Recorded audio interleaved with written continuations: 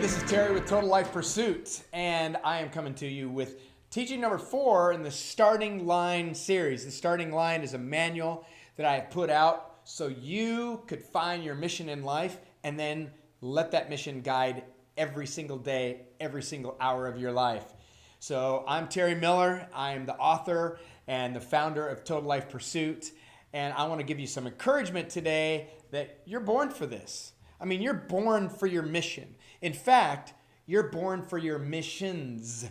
I know you have one overarching mission in life, but there are many missions in between childhood and your departure from this life.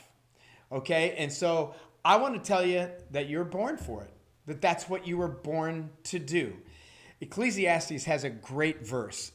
It's chapter 7, verse 8, if you want to look it up. It says, the end of a matter is better than its beginning, and patience is better than pride. Well, that last part we know. But the end of a matter is better than the beginning. We think, hey, the beginning's the exciting thing.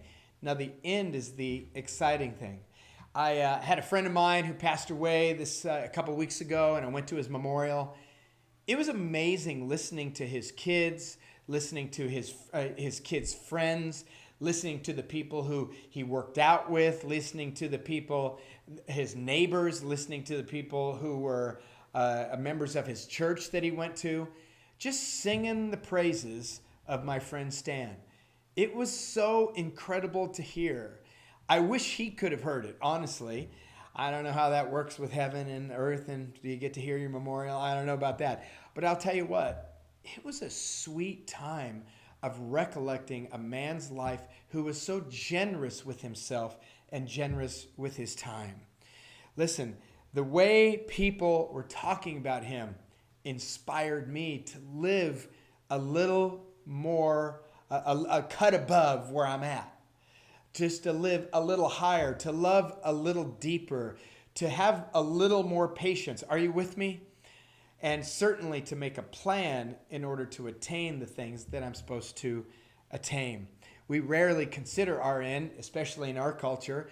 You know, years and years ago, centuries ago, or a century ago, you know, dead people were commonplace. You know, we didn't have dead people, people dying in homes or in hospitals as much as we did in our homes. They weren't in convalescent homes.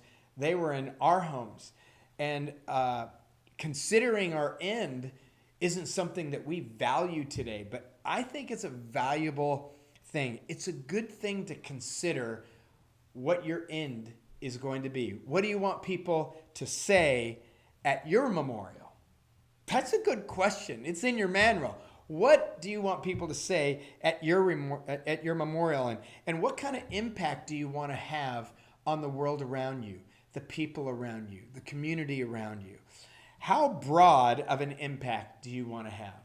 You want to just really focus into a few people, or do you want to have a broad impact? And what are the different ways you want to make an impact? These are good questions that we should answer if we sit down and take the time. You know, one of the things with the manual, one of the things with life is you have to sit down and take the time. Listen, all successful people know this. You don't just get up, take a shower, and get to work. They wake up 3 hours ahead of time. I think I've said this before. I would encourage you to spend time thinking about what I'm saying. Maybe jot those questions down. A couple of them are in your manual, but a couple are not. So what do you want it to be like? What do you want people to say? I love that question. What do you want people to say? I know what I want to say. If I was at my memorial, which I'm not going to be because I'm going to be dead, I'll be in heaven. But I know what I would want to say. I told you I was sick. Just kidding. I'm not dying of an illness. It was just a joke. It was an old one. Okay. Our culture doesn't like thinking about our end, our 80-year-old self. And I got to tell you, I don't really like it either.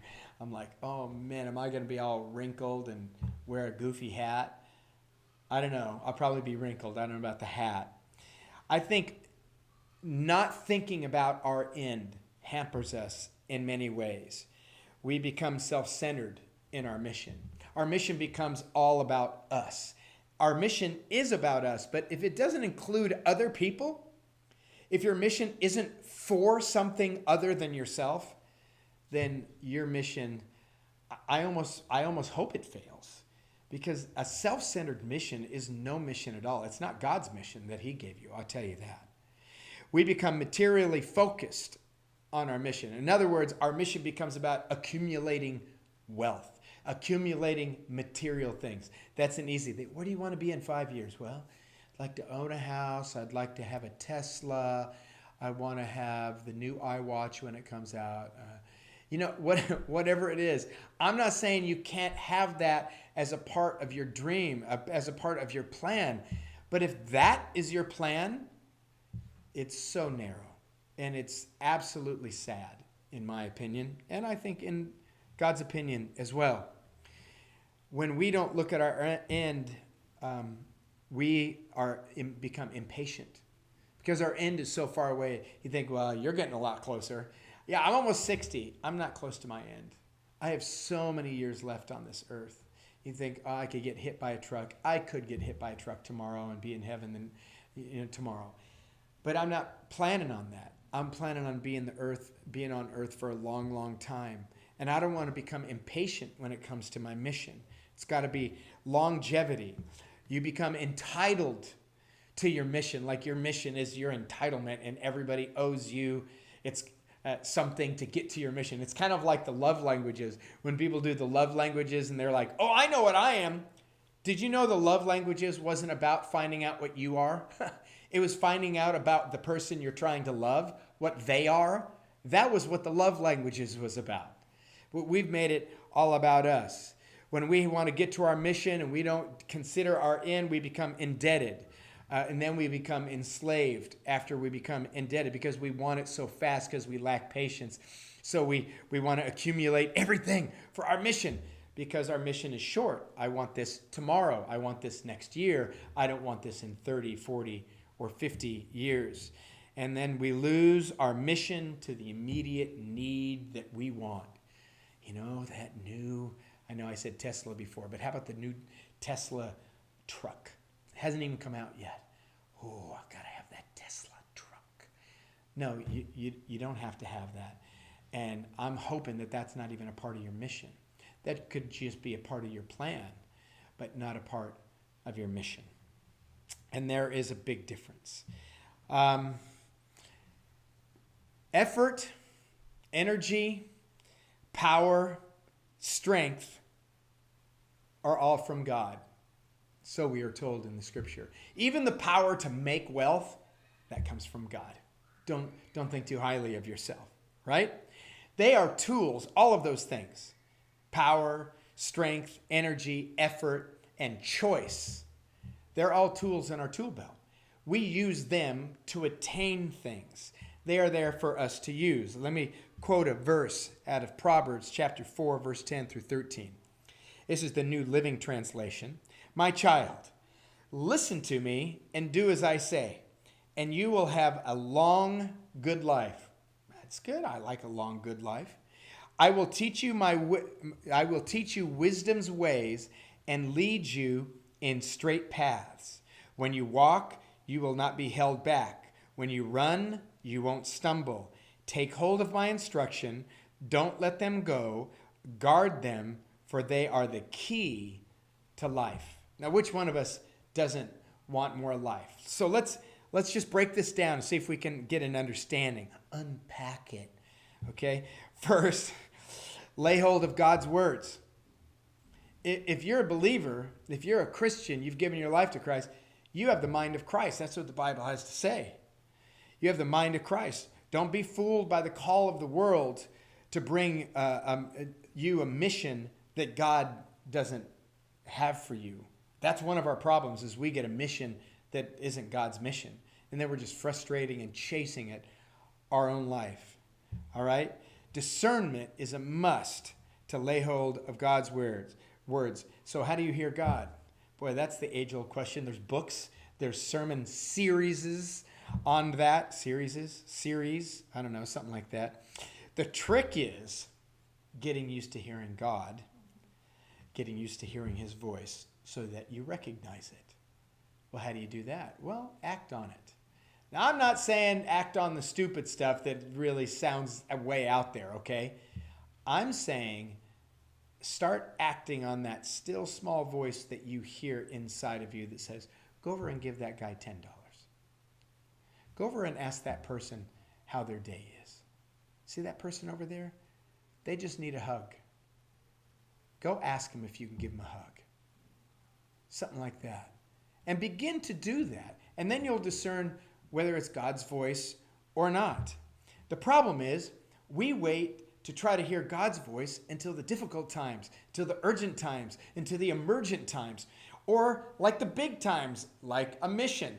All of a sudden, we're getting our life mission. I'm 22 years old, and I want to get the next 70 years of my life dialed in.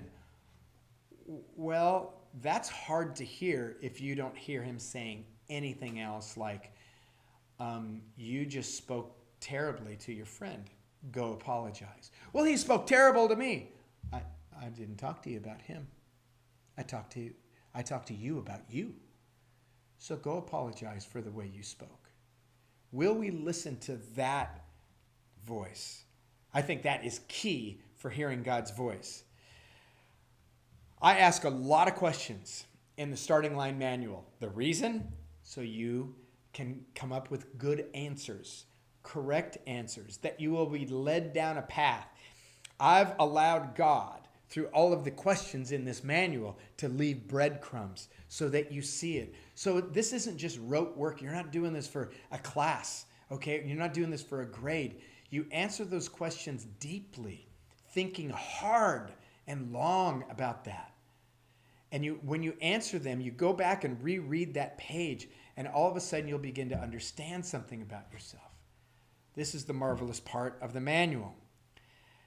So, there is one more way that I like to reduce or to help me hear God's voice, and that's reduce the big question to many small questions. So the big question is, should I move and take this job that was offered to me? Well, there are small questions. Do I want to be near my family, to my extended family, to raise my children? Is this job giving me any security? Is it worth financially moving to this place and taking that pay, raise, cut, whatever it would be? There's a lot of different questions that you can come up with, and just write down all your questions and ask God, help me answer these questions. And then you begin to see, the big answer is, I shouldn't take that job. I shouldn't take it, or I should take that job, whatever it may be. Secondly, he wants to teach us, isn't that good? He wants to teach us. However, there's this proverb. I need to read it to you, 25:2. It's the glory of God to conceal things, but the glory of kings is to search things out. So what does God do? He buries the treasure. And what do? You dig it up. You dig up the treasure. He buries it, you dig it up. You think, well, why is he burying it if he wants me to know it? Because he wants you to work for it. You don't get everything handed to you on a platter in life, do you? I don't know. Maybe you do. I didn't. I certainly wasn't that privileged. I worked hard for what I got, and I got other things handed to me on a platter. So it's both in life, but God conceals things, so you have to work hard. That's why the starting line manual or other things, other books like this, you can't just do in a day. You got to think hard. You got to dig deep. It's his glory to conceal it, but it's our glory to find it. He expects us to investigate. He expects us to search it out. He removes himself from the butler category. God, please tell me what to do. Yes, master. And he gives it to us, right? He's not our butler. And it removes us from the child category. Because when we're children, we pretty much need everything on the silver platter. But when we're adults, we don't. We go after it. We make it happen. Why? Because we're adults. Okay? That's why. So, getting everything easy is a bad thing. And we know that because we've seen those children grow up to be adults. and they still think it should be easy, and they're entitled. God doesn't want to raise entitled children, so he wants you to go get it. So go after the hidden wisdom and go find the answer. Number 3, he wants us to be on the correct path. In Proverbs chapter 2, Solomon is writing, and it says, son, if you accept my words, store up the commands in my heart. And he goes on to say that go after it and find it. And this thing, the knowledge, the understanding, the wisdom, it's going to guide you. It's going to get you on the good path, not the other path. Because not all paths are bad, but there is only one right path. You think, what, you mean like there's only one right girl for me? No, like there's only one right path for your mission. You can pick girls or guys, depending on who you are. You can pick who you want. But are they going to further you on your mission? Is their mission going to go together with your mission? Because God's going to give you a mission together. Because he's not going to give two people who he wants to become one, two separate missions that go somewhere else. That wouldn't make sense to me. It doesn't make sense to God. Discretion, verse 11, it says, will protect you, and understanding will guard you. He's not throwing obstacles in our way to try to fool us. He's just making us work for it. Fourthly, we have to take hold of his instructions. That's in verse 13 of Proverbs 4. The word has the connotation of strength and courage, seizing something. Like, an NFL running back, and you got to tackle him. I don't know about you, but for me, I would take a lot of courage, okay? Because those guys are strong. It would take courage. But you go after him and you seize it. And we have the resources of strength, of courage, and tenacity. Because you need tenacity. You can't just, I don't know, I prayed yesterday for 5 minutes and I didn't get the answer. Well, you might need some tenacity in your prayer life. Number 5, we have to guard what God tells us. Think of it like Fort Knox. No one knows what Fort Knox is anymore. Okay, think of it like your most prized possession. Okay, you have your most prized possession. It's worth $100,000. You're going to guard it. How are you going to guard it? Well, you're going to get a safe. And you're going to get a big safe, not these little safes that you can carry around. You're going to get a safe that no one can carry around. You're going to get one that's really hard to break into, because what you have is $100,000 worth of goods that's in that safe. And you're going to guard it. And you're not going to put the safe on your front lawn. You're not going to put it on your front door. You're not going to put it even in your living room for all to see. You're going to put it where no one can see it, where you know where it is. So you have to guard it. Now, I'm not saying don't share your mission. I'm saying guard your mission. And number 6, wisdom, is our life. I love this. The wisdom is where our life is found. Our path is found. The instruction is where life is found. Wisdom is Jesus. He is life. He is wisdom. And that's where we find ourselves. That's where we find our mission. Because it's from him. He gave us all the tool belts, right? All the tools on the tool belts. He gave us the tool belt too. And he will be the one to show us our mission. Without wisdom, we'll make plans that drift us from our true mission. Because we were born for certain things. You have an overarching mission statement that will keep you focused. But you were born for many things. To be a husband or a wife, to be a parent, to be a good friend, to be a community participant, to be a leader, to be a mentor. You were born for many things, but you need a mission in order to keep focused on what those things or how those things interplay in your life. It's your job to discern what you were born for. We all want significance because you're born for significance. It's your job to discern what is going to give you the significance that you were born for. To be satisfied in your unique, significant contribution in this life, you have to find your mission. So what's your mission? Then it's your job to discern what season you're in and fulfill your mission in that season. Because there's different seasons. Because you could be single and have a good mission. You could be married and now you have an additive, right? I mean, part of my mission as a husband is to be a great husband, right? That's in there. Well, when you have children, now guess what? I'm in another season. Well, now all my kids are graduated high school. Only 2 are left in the house. So what's my mission? My mission is shifting. I'm still a great parent, but guess what? I got grandkids now. Now there's a new season in my life. Still the same mission, still the same focus, overarching, but I have these little sub-missions, if you will.